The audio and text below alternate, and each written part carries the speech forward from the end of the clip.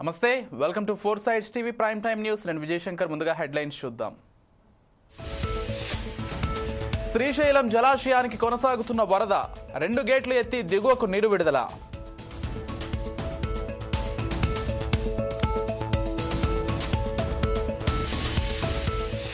Betting యాప్ల కేసులో రానాకు మరోసారి నోటీసులు. ఆగస్టు 11న హాజరు కావాలంటూ నోటీసులు జారీ చేసిన ఈడీ.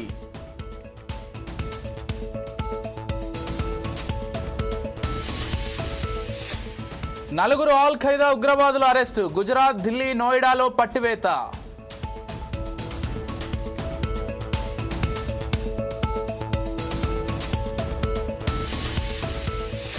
మరో 3 రోజులు రాష్ట్రాన్ని ముంచేసేలా భారీ వర్షాలు. పలు జిల్లాలకు ఆరెంజ్ అలర్ట్ జారీ చేసిన వాతావరణ శాఖ.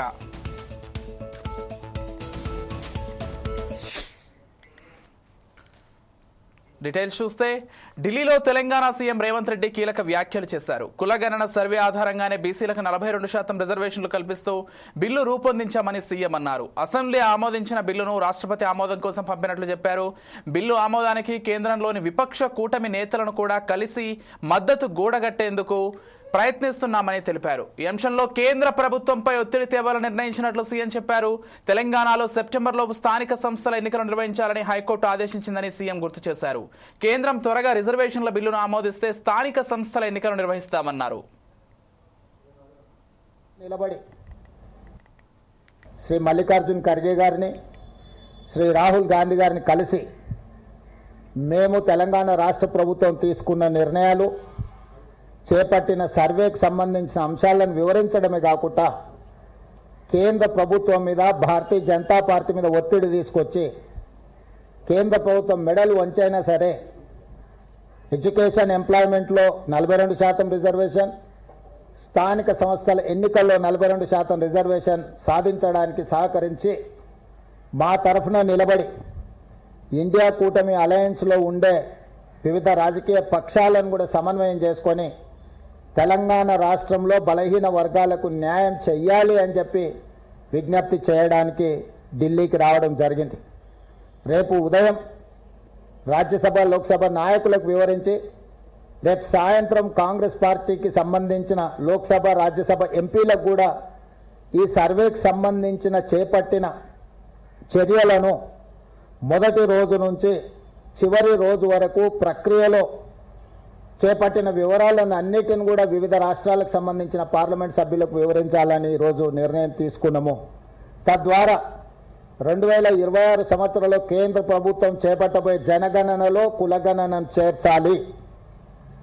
కేంద్ర ప్రభుత్వాన్ని ఖచ్చితంగా ఒత్తిడి తీసుకొచ్చి ఈ దేశ జనాభాను మొత్తం 100 సంవత్సరాల నుంచి ఎదురు చూస్తున్న జనగణనలో కులగణనను చేర్చడానికి అవసరమైన ప్రణాళికలు కూడా సిద్ధం చేయడానికి రేపు సాయంత్రము వివిధ రాష్ట్రాలకు సంబంధించిన పార్లమెంట్ సభ్యులకు ఏ విధంగా ఈ జనగణనలో కులగణనను చేపట్టవచ్చు, తెలంగాణ రాష్ట్రం చేపట్టిన అన్ని వివరాలను కూడా వాళ్ళకి వివరించి ఈ దేశానికే తెలంగాణ రాష్ట్రం ఒక మోడల్గా, తెలంగాణ మోడల్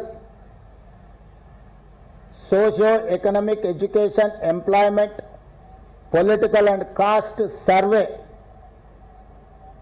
ఒక రోల్ మోడల్గా ఈ దేశానికి ఈరోజు మేము ఒక దిక్సూచిగా నిలబడదలుచుకున్నాం. దానికి సంబంధించి కేంద్ర ప్రభుత్వం మీద ఒత్తిడి తీసుకురావడానికి కార్యాచరణను తీసుకున్నాము. అందుకే ఈరోజు 30 రోజుల్లో హైకోర్టు ఆదేశాల మేరకు స్థానిక సంస్థల రిజర్వేషన్లను నిర్ణయించి 90 రోజుల్లో సెప్టెంబర్ 30 తారీఖు లోపల జిల్లా పరిషత్, ఎంపీటీసీ, సర్పంచుల యొక్క ఎన్నికలు నిర్వహించాలని తెలంగాణ రాష్ట్ర ప్రభుత్వం కృతనిశ్చయంతో ఉంది. దాన్ని సాధించాలి అంటే కేంద్ర ప్రభుత్వం మా రిజర్వేషన్లను ఆమోదించాలి. కేంద్ర ప్రభుత్వం ఆమోదించాలి అంటే కేంద్ర ప్రభుత్వం మీద ఒత్తిడి తీసుకురావాలి. కేంద్ర ప్రభుత్వం మీద ఒత్తిడి తేవాలి అంటే పార్లమెంట్ సమావేశాలు జరుగుతున్నాయి. కాబట్టి ప్రధాన ప్రతిపక్ష నాయకులను కలిసి వీలైతే ఇండియా కూటమికి సంబంధించిన ఇతర రాజకీయ పార్టీలను కూడా సమన్వయం చేసుకొని ఈ రిజర్వేషన్లను సాధించి బలహీన వర్గాలకు న్యాయం చేయాలని ఈ పర్యటన చేపట్టినాం. రాష్ట్రంలో రాబోయే స్థానిక సంస్థల ఎన్నికలకు తాము సిద్ధంగా ఉన్నామని బీఆర్ఎస్ వర్కింగ్ ప్రెసిడెంట్ మాజీ మంత్రి కేటీఆర్ అన్నారు. రాష్ట్రంలోని నిరుపేదలకు రేషన్ కార్డులు ఇవ్వడం ప్రభుత్వ బాధ్యత అని, కానీ మంత్రులు తామేదో ఘనకార్యం చేశామని చెప్పుకుంటున్నారని ఆయన ఫైర్ అయ్యారు. రానున్న రోజుల్లో తాము మళ్లీ అధికారంలోకి వచ్చి ప్రభుత్వంతో పాటు పార్టీకి కూడా సమన్యాయం చేస్తా అని కేటీఆర్ అన్నారు. వరుసగా మంత్రులందరూ మాట్లాడతారు. ఏమంటారు వాళ్ళు? ఒక్క కార్డు ఇవ్వలే రేషన్ కార్డు అంటారు.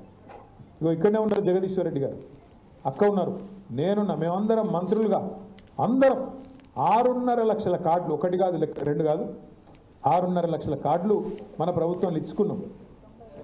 90,000 ఒక్క రంగారెడ్డి జిల్లాకి వచ్చినాయని చెప్పి ఇప్పుడు అక్క గుర్తు చేస్తూ ఉన్నారు. ఎందుకు చెప్తున్నా అంటే మనము రేషన్ కార్డు ఇచ్చుడేదో గొప్ప పని అనుకోలే. మనం రొటీన్గా జరిగే వ్యవహారమే కదా. మీ సేవా సెంటర్లా లేకపోతే ఎంఆర్ఓ ఆఫీస్లా దరఖాస్తు పెట్టుకుంటే అయ్యే పని. దానికి రేషన్ కార్డుల పండుగ అని చెప్పి ముఖ్యమంత్రులు సభలు పెట్టి దానికి సన్నాయి నొక్కులు నొక్కాలని మనకు తెలియకపోయారు. అది గొప్ప పని అనుకోలే. మనం 300 కోట్లు ఇచ్చి 3,000 కోట్ల ప్రచారం చేయాలని మనకు తెలియలేదు. మనం అనుకోలేదు గొప్ప పని అని. ఇంకా ఘోరం ఏంటి అంటే, ఇంకా ఘోరం ఇలా మనం మర్చిపోతున్నాం. ఇగో కాంగ్రెస్ చేసిన 3 మోసాలు, 6 గ్యారంటీలు, అందులో 3 మోసాల గురించి నేను చెప్తాను మీకు. ఇగో చూడురి, చేయూత, ఇక్కడ వెనక రాహుల్ గాంధీ బొమ్మ, ఇది గ్యారంటీ కార్డు, కాంగ్రెస్ వాళ్ళు ఇంటింటికి వచ్చిన గ్యారంటీ కార్డు. ముసలోళ్ళకు 4,000 పెన్షన్ ఇస్తాం, ఇక మా అక్క చూపెడుతున్నది. ఇగో ఇక్కడ మహాలక్ష్మి నెలకు 2,500, పిల్లలకు యువ వికాసం 5 లక్షలు. ఎంతమందిని మోసం చేశారు చూడిగో. ముసలోళ్ళకు 4,000 మోసం. ఇప్పటికి 20 నెలలు అయింది కాంగ్రెస్ ప్రభుత్వం వచ్చి. ఒక్కొక్క ముసలమ్మకు ఎంత బాకీ ఉన్నాడు రేవంత్ రెడ్డి? ఎంత బాకీ ఉన్నాడు? లెక్కలు రావా? 20 × 2,000 కాదురా అయ్యో, 2,000 20 × 2 కదా, 40,000 బాకీ ఉన్నాడు. 2,000 వస్తున్నాయి కదా. అంటే అందులో కూడా 2 నెలలకు కొట్టిండు అనుకో, 2 నెలలకు కొట్టిండు, అవి కూడా కలుపుకుంటే పెరుగుతుంది. అట్లే మరి పిల్లలకి ఎంత బాకీ ఉన్నాడు? మరి 5 లక్షల భరోసా కార్డు ఇస్తా అన్నాడు, స్కూటీలు ఇస్తా అన్నాడు, ఆడపిల్లలకు 2,500 ఇస్తా అన్నాడు. మరి 20 నెలలు × 2,500 అంటే ఎంత? ఒక్కొక్క ఆడబిడ్డకి ఎంత బాకీ ఉన్నాడు? 50,000 బాకీ ఉన్నాడు. ఇది మనము ఎంత సిగ్గులేని వాళ్ళు అంటే ఈ కాంగ్రెస్ వాళ్ళు. ఇగో రాహుల్ గాంధీ ఫోటో పెట్టి గ్యారంటీ కార్డు, ఇది క్రెడిట్ కార్డు లెక్క ఇవ్వడం చూస్తే నిజంగా మోసపోవాలి. నిజంగా చూడు, ఒక స్మార్ట్ చిప్ పెడితే ఇలా పోయి గీక్కోవచ్చు అన్న కథనది. అట్లా పెట్టి మొత్తానికి అందరినీ ఇగో మహాలక్ష్మి 2,500 అని చెప్పి రంగురంగుల కార్డులు ముద్రించి ఆయనంత అరిచేతుల వైకుంఠం చూపెట్టి ఓట్లు వేయించుకున్నారు. 20 నెలలు అయింది. ఏమైంది మరి 20 నెలల్లో? వికారాబాద్లో భూముల రేట్లు బాగా పెరిగినాయా? మీరు అందరూ అవద్దని చెప్తున్నారు, బాగా పెరిగినాయి. రేవంత్ రెడ్డి చెప్తుండు. ఇగో మీరన్నా తప్పు చెప్తున్నారా లేకపోతే రేవంత్ రెడ్డి అన్నా తప్పు చెప్తున్నారా నాకైతే తెలియదు. ఆయన రోజు చెప్తుండ్రు అంతా బాగుంది, అందరూ సంతోషంగా ఉన్నారు, రంగారెడ్డి జిల్లాలో అయితే అసలు రోజు పండుగ చేసుకుంటుండ్రు, మొత్తం వికారాబాద్ జిల్లా అంతా పండుగ చేసుకుంటారు అని చెప్తున్నాడు. నేనేమంటున్నా సింపుల్, నేను మొన్న సిరిసిల్ల పోయినా,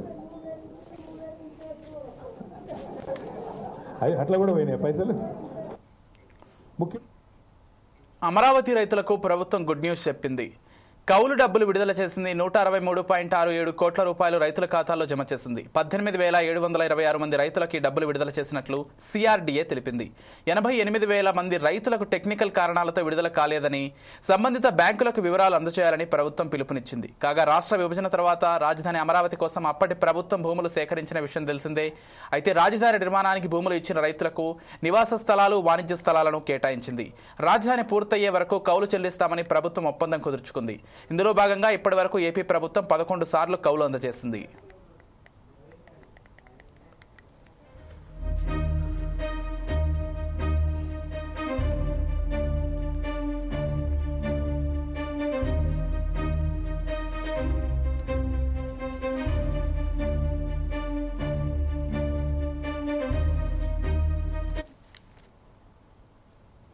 పరివాహక ప్రాంతాల నుంచి శ్రీశైలం జలాశయానికి వరద ప్రవాహం కొనసాగుతోంది.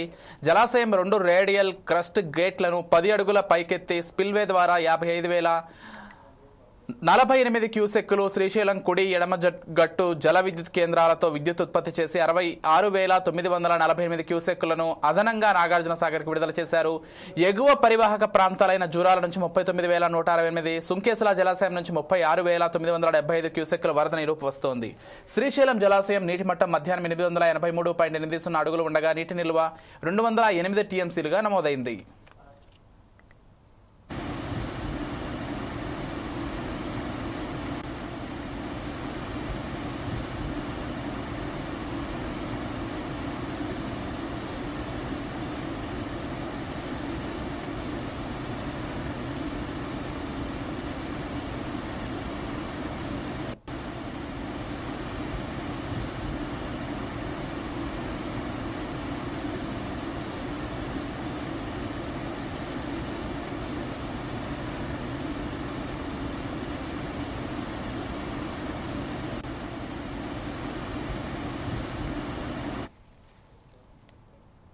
ఫోన్ ట్యాపింగ్ కేసులో కేంద్ర మంత్రి బండి సంజయ్ సిట్కు లేఖ రాశారు. రేపటి విచారణకు హాజరు కాలేనని తెలిపారు. పార్లమెంటు సమావేశాల దృష్ట్యా ఈ నెల 28న హాజరవుతానని సిట్కు లేఖ ద్వారా తెలిపారు. గత ప్రభుత్వ హయాంలో బండి సంజయ్ ఫోన్ ట్యాపింగ్ కు గురైందని సిట్ గుర్తించింది. ఈ నేపథ్యంలో వాంగ్మూలం నమోదు చేసేందుకు సమయం ఇవ్వాలని సిట్ అధికారులు బండి సంజయ్కి నోటీసులు ఇచ్చారు. దీంతో ఈ నెల 24న విచారణకు కేంద్ర మంత్రి సంసిద్ధత వ్యక్తం చేశారు. ఈ మేరకు హైదరాబాద్లోని లేక్ వ్యూ గెస్ట్ హౌస్ లో బండి సంజయ్ స్టేట్మెంట్ నమోదుకు సిట్ అధికారులు రెడీ అయ్యారు. అయితే ప్రస్తుతం పార్లమెంటు వర్షాకాల సమావేశాలు సాగుతున్నందున రేపటి విచారణకు రాలేనని సిట్కు బండి సంజయ్ తెలిపారు. ఈ నెల 28న వాంగ్మూలం ఇచ్చేందుకు సిద్ధమని తెలిపారు. అదే రోజున సంజయ్తో పాటు ఆయన వ్యక్తిగత సిబ్బంది విచారణకు హాజరు కానున్నారు.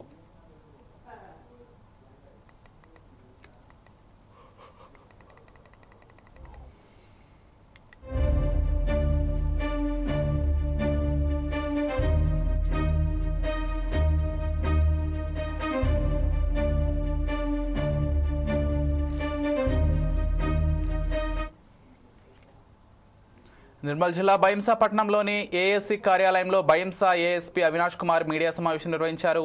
ఇటీవల నిర్మల్ జిల్లా కుబీర్ మండలం చాత గ్రామంలో చోటు చేసుకున్న వృద్ధుడి హత్య కేసును పోలీసులు ఛేదించినట్లు ఏఎస్పీ వెల్లడించారు. అదే గ్రామానికి చెందిన సంతోష్ అనే వ్యక్తి డబ్బుల కోసం వృద్ధుడి ఇంట్లోకి చొరబడి కత్తితో గొంతు కోసి దారుణంగా హత్య చేసినట్లు తెలిపారు. అనంతరం ఇంట్లో ఉన్న 1.5 లక్షలు తీసుకుని పరారయ్యాడని ఏఎస్పీ చెప్పారు. ఈ ఘటనపై జిల్లా ఎస్పీ జానకి షర్మిల ఆదేశాలతో పోలీసులు దర్యాప్తు చేపట్టి నిందితుడిని అరెస్ట్ చేశారని, నిందితుడి వద్ద హత్యకు ఉపయోగించిన చిన్న కత్తి, పెద్ద కత్తి, గొడ్డలి, మొబైల్ ఫోన్ అలాగే మృతుడి నుంచి దొంగలించిన 1.5 లక్షల నగదు పోలీసులు స్వాధీనం చేసుకున్నట్లు ఏఎస్పీ వెల్లడించారు.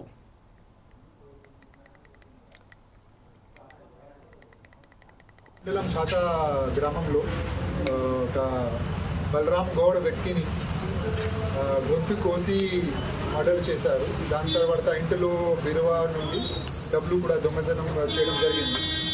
ఇది ఘటన జరిగినప్పుడు అంటే చాలా దూరంగా హత్య చేశారు.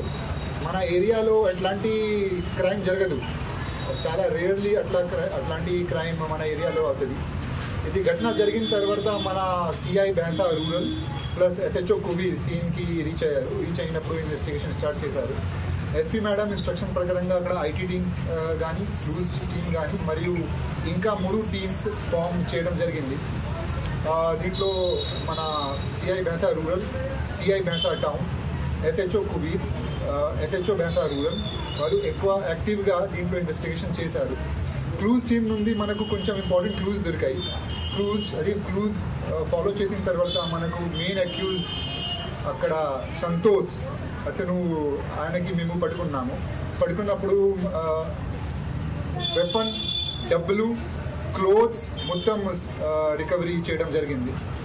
ఇది జరిగిన క్రైమ్లో టెక్నికల్ కానీ, క్లూజ్, మెడికల్ ఎవిడెన్సెస్ కానీ, ఫీల్డ్ ఇన్వెస్టిగేషన్ కానీ మొత్తం యూజ్ చేసుకొని మనకు ఇంపార్టెంట్ క్లూజ్ వచ్చింది. ఒక సీన్ ఆఫ్ క్రైమ్ నుండి ఒక బీడీలో గ్రీన్ థ్రెడ్ బీడీ మనకు దొరికింది. ఆ బీడీ ఎక్కువ ఇంపార్టెంట్ క్లూజ్ మనకి హెల్ప్ చేసింది. సోషల్ మీడియాలో ఫేక్ అకౌంట్స్ తో తప్పుడు పోస్టులు పెట్టిన వ్యక్తిని Peddapalli Godavarikhani 1 town inspector Indrasena Reddy arrest చేశారు. గోదావరిఖని పోలీస్ స్టేషన్ పరిధిలో ఒక వ్యక్తి రామగుండం, జనహిత, పాలకుర్తి మండలం, నిజం నిప్పు లాంటిది అను 3 ఫేస్బుక్ అకౌంట్లను క్రియేట్ చేసి దానిలో మహంకాళి స్వామి మాజీ కార్పొరేటర్ను కించపరిచేలా వీడియోలను పెట్టాడని తన దరఖాస్తు మేరకు గోదావరిఖని 1 టౌన్ పోలీస్ స్టేషన్లో కేసు నమోదు చేసినట్లు ఇన్స్పెక్టర్ తెలిపారు. పోస్టులకు సంబంధించి విచారణ చేసే టెక్నాలజీ సాయంతో సోషల్ మీడియా గ్రూపులను క్రియేట్ చేసిన వ్యక్తిని పట్టుకోవడం జరిగిందని, గ్రూప్ క్రియేట్ చేసిన అతని యొక్క ఫోన్ సీజ్ చేసి కోర్టుకు తరలించినట్లు తెలిపారు. ఇలాంటి సోషల్ మీడియాను దుర్వినియోగపరిస్తే చర్యలు తప్పవని ఇన్స్పెక్టర్ హెచ్చరించారు. సోషల్ మీడియాలో ఒక ఫేక్ పోస్టులు పెట్టిన వ్యక్తిని అరెస్ట్ చేయడం జరిగింది. అరెస్ట్ చేసి కోర్టుకు పంపించడం జరుగుతున్నది. ప్రజలకు విజ్ఞప్తి, ఈ జరుపుల శ్రీనివాస్ అనే వ్యక్తి రామగుండానికి చెందిన వ్యక్తి. ఇతను రామగుండం, జనహిత, పాలకుర్తి మండలం, నిజం నిప్పు లాంటిది అనే 3 సోషల్ మీడియా గ్రూపులు ఫేస్బుక్లో క్రియేట్ చేసుకొని దాంట్లో వివిధ పోస్టులు పెడతా ఉన్నాడు. ఈరోజు పోయిన నెల 29వ తారీఖు ఒక పోస్ట్ పెట్టడం జరిగింది. మాజీ కార్పొరేటర్ మహంకాళి స్వామికి చెందిన అతని వ్యక్తిగతంగా కించపరిచే విధంగా ఒక వీడియో పోస్ట్ పెట్టి అది సర్క్యులేట్ చేయడం జరిగింది. దాని మీద మహంకాళ స్వామి మాజీ కార్పొరేటర్ కంప్లైంట్ మేరకి కేసు నమోదు చేసినాము. నమోదు చేసి ఈరోజు అతని టెక్నికల్గా అతను క్రియేట్ చేసిన ఫేస్బుక్లను ఆ ఐడీలను కనుక్కొని టెక్నికల్గా అతన్ని పట్టుకోవడం జరిగింది. అతన్ని దగ్గర క్రియేట్ చేసిన మొబైల్ సీజ్ చేసి కోర్టుకు పంపడం జరుగుతున్నది.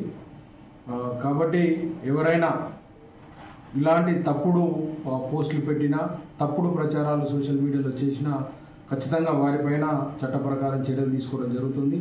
రాబోయేది ఎలక్షన్ టైం కాబట్టి ఎవరు కూడా అసత్యమైన ఆరోపణలు చేయడం కానీ ఇష్టం ఉన్నట్టు పోస్టులు పెట్టినట్టయితే వారిపైన చట్ట ప్రకారం కఠినంగా శిక్షించడం జరుగుతుందని ఈ సందర్భంగా తెలియజేస్తూ అందరూ కూడా జాగ్రత్తగా ఉండాలి. ఎవరైనా అన్నెసెసరీ పోస్టులు పెట్టినా కూడా వాటిని ఫార్వర్డ్ చేయడం కానీ, లేకపోతే వాట్సాప్లలో అడ్మిన్ మెయిన్ అయితే ఏదైతే గ్రూప్లో అడ్మిన్ ఉంటారో వాళ్ళు మరీ అలర్ట్గా ఉండాలి. ఆ గ్రూప్లో ఏదైనా అన్నెసెసరీ పోస్టు పొలిటికల్ లీడర్లకు సంబంధించి కానీ, పొలిటికల్ పార్టీలకు సంబంధించి, కులాలకు సంబంధించి, మతాలకు సంబంధించి ఏదైనా పోస్టులు పెట్టి భారత్లో ఉగ్రవాద సంస్థ అల్-ఖైదా భారీ ఉగ్రకుట్రకు ప్లాన్ చేసింది. కాగా దానిని అధికారులు భగ్నం చేశారు. కుట్రకు ప్లాన్ చేసిన 4 ఉగ్రవాదులను అదుపులోకి తీసుకున్నారు. వారిలో 2 గుజరాత్లో అరెస్ట్ చేయగా మరో 2 ఒక్కొక్కరి చొప్పున ఢిల్లీ, నోయిడాలో పోలీసులు అదుపులోకి తీసుకున్నారు. పాల్గామ్ అటాక్ తర్వాత భారత ఉగ్ర స్థావరాలను నేలమట్టం చేసిన సంగతి తెలిసిందే. ముఖ్యంగా అల్-ఖైదాకు సంబంధించి ఉగ్రవాద శిబిరాలపై భారత ఆర్మీ దాడులు చేసింది. ఆ సంస్థకు చెందిన పలువురు ప్రముఖులను మట్టుబెట్టింది. ఆ సమయంలో అల్-ఖైదా ఇండియాకు వార్నింగ్ ఇచ్చింది. దీంతో అధికారులు అప్రమత్తమయ్యారు. ఉగ్ర కదలికలపై నిఘా పెంచారు. ఇప్పటికే పలు ఉగ్ర కుట్రలను భగ్నం చేయగా తాజాగా మరోసారి 4 ఉగ్రవాదులను అదుపులోకి తీసుకున్నారు. ప్రస్తుతం వారిని అధికారులు విచారిస్తున్నట్లు తెలుస్తోంది.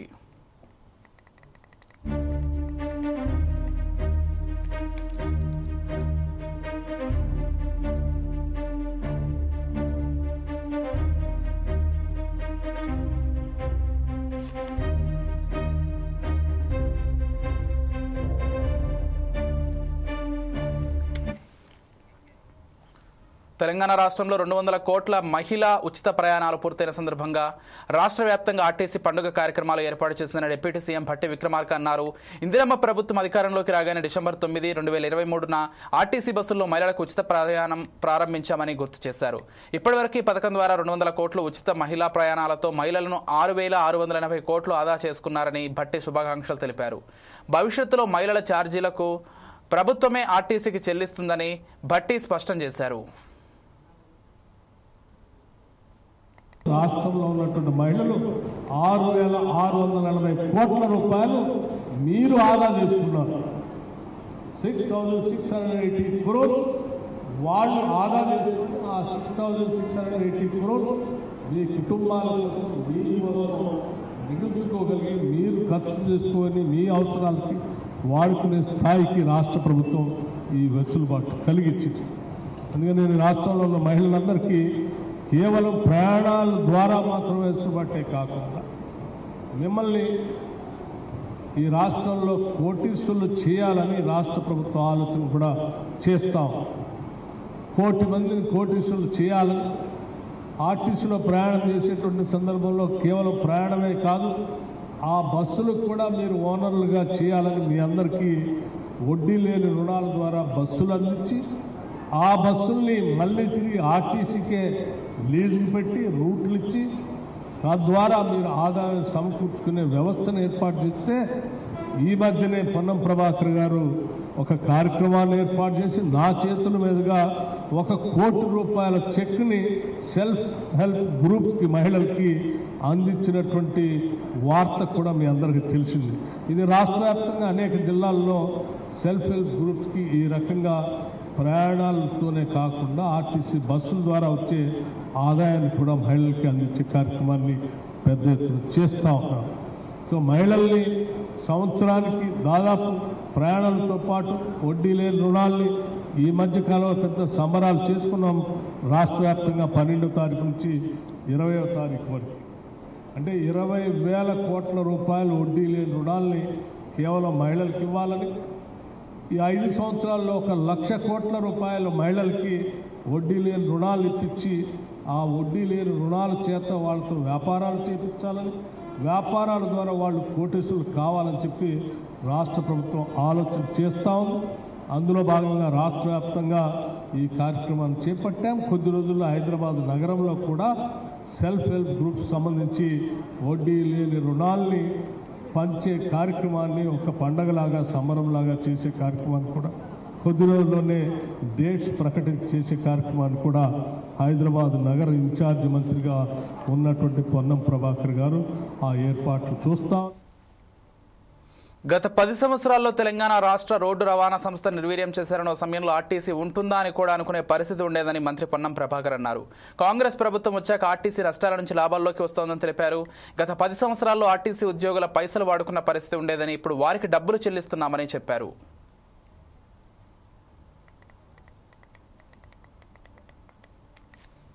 ప్రభుత్వం ఏర్పడిన 48 గంటల్లో ఈ కార్యక్రమం తీసుకుంటే ఆ కార్యక్రమాన్ని భుజాల మీద ఎత్తుకొని ఈరోజు 200 కోట్ల మంది మహిళలను ఉచితంగా ప్రయాణం చేసేటువంటి బాధ్యత తీసుకున్నటువంటి నా ఆర్టీసీ కుటుంబ సభ్యులకు, ముఖ్యంగా డ్రైవర్లకు, కండక్టర్లకు హృదయపూర్వకంగా అభినందన తెలియజేస్తా ఉన్నా.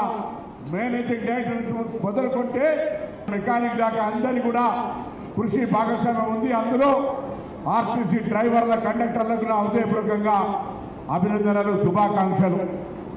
అదేవిధంగా తెలంగాణ రాష్ట్ర ప్రభుత్వం ఎన్నికలకు ముందు చెప్పినట్టుగా ప్రభుత్వం ఏర్పడగానే మహాలక్ష్మి పథకం కింద మహిళలందరికీ కూడా అవ్వగారింటికి వెళ్ళాలన్నా, అత్తగారింటికి పోవాలన్నా, పాఠశాలకు పోవాలన్నా, దవాఖానకు పోవాలన్నా, గుడికి పోవాలన్నా, ఎక్కడికి వెళ్ళాలన్నా ఆర్టీసీ బస్సు చేయెత్తుతేనే వారి గౌరవాన్ని పెంపొందించే విధంగా ఆర్టీసీ బస్సులు మహిళలకు సేవ చేసినాయి.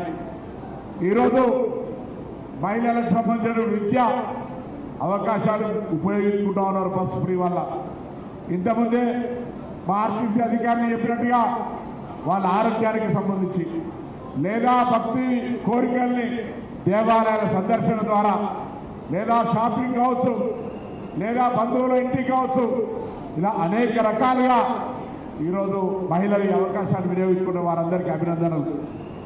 ఆర్టీసీ కూడా గౌరవ ఉప ముఖ్యమంత్రి గారు, ముఖ్యమంత్రి గారి మిత్ర గౌరవ మంత్రుల సహకారంతో 10 సంవత్సరాలు నిర్వీర్యమైనటువంటి ఆర్టీసీ ఉంటుందో ఊడుతుందో తెలియనటువంటి పరిస్థితులలో ప్రజల అభిప్రాయంతో, ప్రజల ఆకాంక్షలతో, ఆశీర్వచనతో ఏర్పడ్డ ప్రజాపాలన ఈరోజు నష్టాల నుంచి దాటి లాభాలలోకి వస్తా ఉన్నది. ఇది ఈ ప్రజాపాలన ఆశీర్వచనం, ప్రజల యొక్క దీవెన. 10 సంవత్సరాలు బస్సులు వదిలే ఇప్పుడు కొత్త బస్సులు కొనుగోలు చేస్తా ఉన్నాం. 10 సంవత్సరాలు రిక్రూట్మెంట్ జరగాలి, ఇప్పుడు రిక్రూట్మెంట్ జరుగుతూ ఉంది. కార్మిక నియామకాలు జరుగుతూ ఉన్నాయి. కార్మికుల సంక్షేమానికి సంబంధించి అనేక పాత బకాయిలు చెల్లిస్తూ గత ప్రభుత్వం పెండింగ్ లో పెట్టిన బకాయిలు, కార్మికుల సంబంధించిన సొమ్మును కూడా ఎప్పటికప్పుడు తీర్చే ప్రయత్నం చేస్తూ అనేక సందర్భాల్లో ఇబ్బందులు పడ్డప్పటికీ కూడా కార్మికుల సంక్షేమాన్ని ఎక్కడ కూడా మరవకుండా వారి సంక్షేమాన్ని ముందుకు తీసుకొని పోతా ఉన్నాం. ఇలా ప్రభుత్వం ఏర్పడిన 48 గంటల్లో ఈ కార్యక్రమం తీసుకుంటే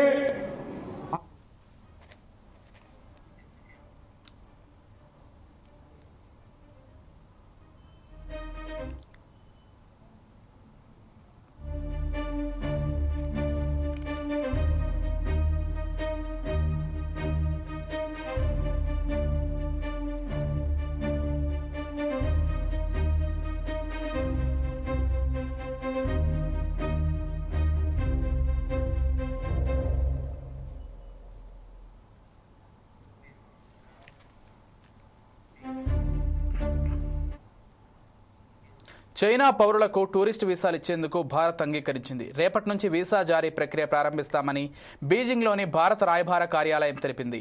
చైనా సిటిజన్స్ భారత్ను సందర్శించేందుకు వీసా కోసం దరఖాస్తు చేసుకోవచ్చని పేర్కొంది. 5 ఏళ్ల తర్వాత పర్యాటక వీసాలు ఇవ్వడం ఇదే మొదటిసారి.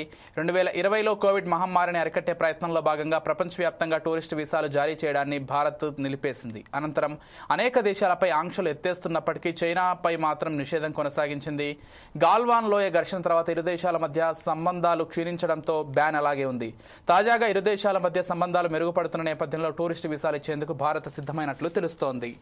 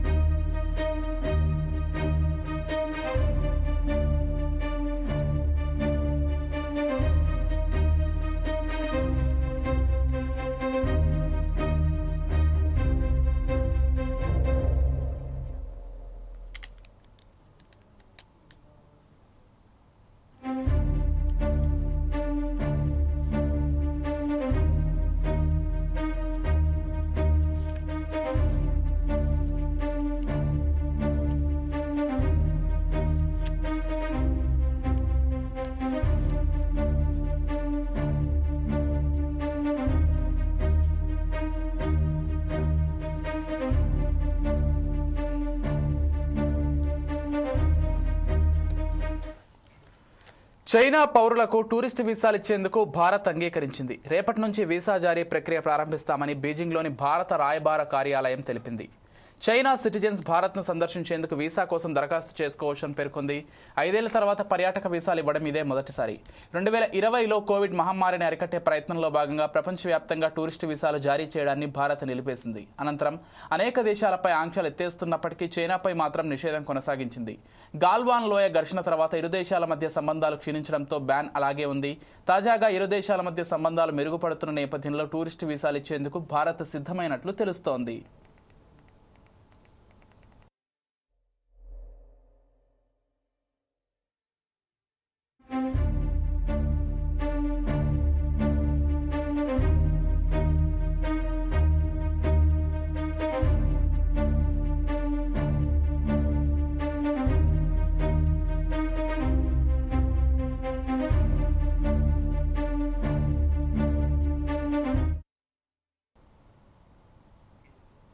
బీఆర్ఎస్ వర్కింగ్ ప్రెసిడెంట్ కేటీఆర్ జన్మదినం సందర్భంగా ఒక ప్రత్యేక పాటను విడుదల చేశారు. ఇప్పుడు ఆ పాటను చూద్దాం.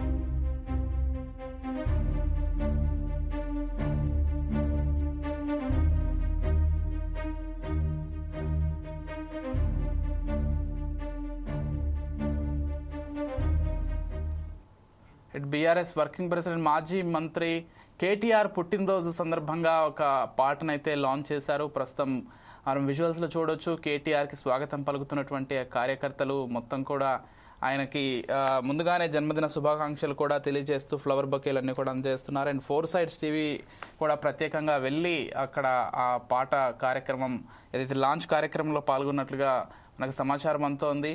మొత్తంగా కార్యకర్తలు కావచ్చు, లేకపోతే అభిమానులు కావచ్చు, పెద్ద ఎత్తున కేటీఆర్కి ముందుగానే విషెస్ చెప్పడానికి అక్కడికి చేరుకున్నట్లుగా మనం విజువల్స్లో చూడొచ్చు.